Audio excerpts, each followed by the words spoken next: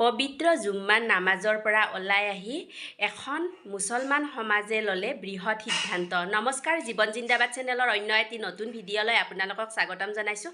আশা কৰোঁ আপোনালোক সকলো ভালে আছে। যদি নতুনকৈ কোনোবা চেনেলটোত ভিজিট কৰি আছে, প্লিজ চেনেলটো ছাবস্ক্ৰাইব কৰি কাষতে থকা বেল আইকনটো প্ৰেছ কৰি অল কৰি দিব। তেতিয়া আহিবলগীয়া ভিডিঅ'ৰ নটিফিকেশ্যন আপোনালোকে পাই থাকিব।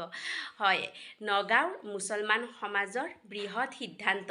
পবিত্ৰ জুম্মাৰ নামাজৰ পৰা সকলো ৰাইজে একগোট হৈ ওলাই আহি এই সিদ্ধান্ত লৈছে।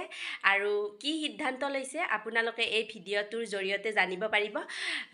ৰাইজে নখ জোকাৰিলে নৈ বয় বুলি অসমীয়াত এষাৰ কথা আছে। গতিকে বলক পলম নকৰি মুছলমান সমাজৰ ৰাইজখনে কি সিদ্ধান্ত ল'লে সেই ভিডিঅ'টোৰ মাজলৈকে যাওঁ। পবিত্ৰ জুম্মাৰ নামাজৰ পিছত ইছলাম ধৰ্মাৱলম্বী লোকসকলক ঐতিহাসিক সিদ্ধান্ত বুলি ক'ব লাগিব। বৃহত্তৰ এক অঞ্চলৰ ৰাইজে ইতিমধ্যে পবিত্ৰ জুম্মাৰ নামাজ আদায় কৰি তেওঁলোকে বহুকেইটা গুৰুত্বপূৰ্ণ সিদ্ধান্ত লৈছে। আৰু যিটো সিদ্ধান্তত দেখিবলৈ পোৱা গৈছে, বিশেষকৈ মুছলমান সমাজৰ বাবে এক ভাল হ'ব বুলি ইতিমধ্যে ধাৰণা কৰা হৈছে। আমি পোনে পোনে আপোনাৰ কাষত আহিছোঁ। দেখিবলৈ পোৱা গৈছে আপোনালোকে এক ঐতিহাসিক সিদ্ধান্ত লৈছে। বৃহত্তৰ এক অঞ্চল, সমগ্ৰ যমুনামুখ বুলি ক'ব লাগিব। কি আছে এই সিদ্ধান্তত যদি অকণমান জনাই দিয়ে? এইটো সিদ্ধান্তত আমাৰ হেৰি আছে, ড্ৰাগছৰ বিৰুদ্ধেও আছে, মদৰ বিৰুদ্ধেও আছে, লিকুইড টেবলেট, অল নেচাযুক্ত যিবিলাক বস্তু আছে চব লৈ আমি এইটোৰ সিদ্ধান্ত লৈছোঁ। আৰু যে আমি ৰাইজে যিটো সিদ্ধান্ত লৈছোঁ, এইটো সিদ্ধান্ত হ'ল আমি আমাৰ এই ড্ৰাগছ সেৱনকাৰী যিবিলাক আছে বা নেচাযুক্ত যিবিলাক মানুহ আছে, এইবিলাক মানুহ যদি মৰে আমাৰ গাঁৱৰ, এইবিলাক মানুহৰ কবৰস্থ আমাৰ কবৰস্থানত দিয়া নহ'ব। এইটো চূড়ান্ত সিদ্ধান্ত। এইটো হৈছে আমাৰ প্ৰচিডিং। আমি প্ৰচিডিঙত আজি আমাৰ জুম্মাৰ নমাজৰ পিছত আমি পঢ়ি শুনাই দিছোঁ, জুম্মাৰ আগত পঢ়ি শুনাই দিছোঁ। আৰু এইবিলাক মানুহৰ জানাজাৰ নমাজ আমাৰ মছজিদৰ সন্মুখতো হ'ব নোৱাৰিব, ঈদগাহতো হ'ব নোৱাৰিব, আৰু মাদ্ৰাছাৰ সন্মুখতো হ'ব নিদিওঁ। আমি এইটো চূড়ান্ত সিদ্ধান্ত লৈছোঁ। আমি চব ৰাইজে, হয় নে নহয় ৰাইজ? আমি চব ৰাইজে একতাবদ্ধ হৈ এইটো আমি চূড়ান্ত সিদ্ধান্ত লৈছোঁ। এইটোত যদি কোনো মানুহে এই প্ৰস্তাৱ আকাৰত যদি কোনো মানুহে অপ্ৰীতিকৰ ঘটনা কৰিব চায়, বিচাৰে, তেতিয়াহ'লে আমি আইনগত ব্যৱস্থা ল'ম বুলি এই প্ৰস্তাৱত আছে।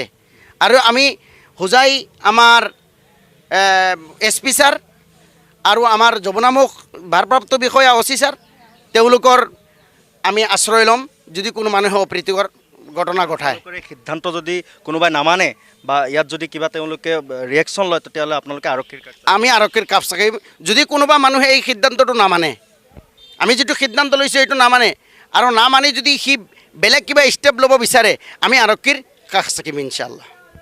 সঁচাকৈ দেখিবলৈ পোৱা গৈছে এনেদৰে এক যি সিদ্ধান্ত লৈছে তেওঁলোকে ড্ৰাগছৰ ক্ষেত্ৰত, নিষিদ্ধ ড্ৰাগছৰ সেৱনৰ ক্ষেত্ৰত যিসকল লোক থাকিব এইখন সমাজত, তেওঁলোকে সমাজৰ পৰা তেওঁলোকক এঘৰীয়া কৰাৰ সমান্তৰালভাৱে তেওঁলোকৰ জানাজা নামাজ দিয়া নহ'ব, সমান্তৰালভাৱে তেওঁলোকৰ যি ৰাজহুৱা কবৰস্থান তাত কবৰস্থ কৰা নহ'ব। মই আন এগৰাকী আছে, মই আপোনাৰ কাষত আহিছোঁ। কি ক'ব?